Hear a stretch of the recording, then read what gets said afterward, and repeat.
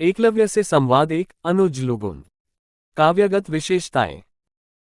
अनुज लुगुन की कविताओं में आदिवासी जनजीवन का प्रतिबिंबन अत्यंत प्रभावशाली ढंग से होता है। आदिवासी समुदाय के जीवन में रोजमर्रा के संघर्ष अनुज लुगुन की कविताओं के विषय बनते हैं। आदिवासी जीवन की छोटी छोटी आशा आकांक्षा, सपने और उम्मीदों को कवि ने नया स्वर दिया है।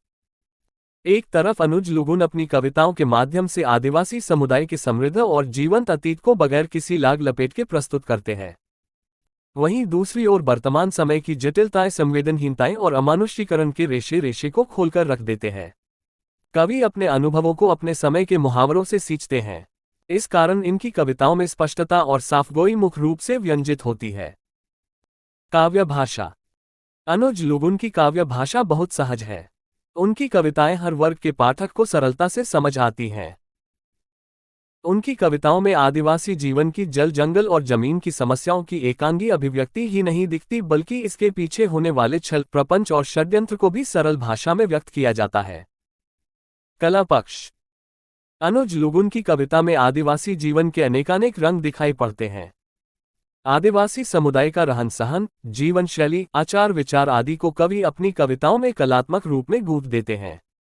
आदिवासी समुदाय का जीवन अनुशासित, मर्यादित और लोकतांत्रिक है। जीवन शैली का ऐसा नायाब उदाहरण किसी दूसरे समाज में दिखाई नहीं पड़ता है।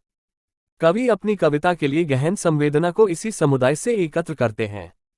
उनकी भावाभिव्यक्ति अत्यंत सहज और सरल है। शब्दों का चयन भी कवि अपने इसी समाज से करते हैं।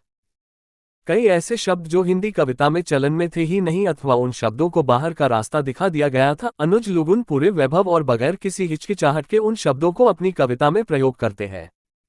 कवि अपनी कविता में इस्तेमाल किए गए प्रतीकों और बिंबों को भी सीधे सीधे आदिवासी समाज से उठाकर ले आते हैं। इसी कारण उनकी कविता में भाव की गहनता का प्रतिबिंबन हो पाता है।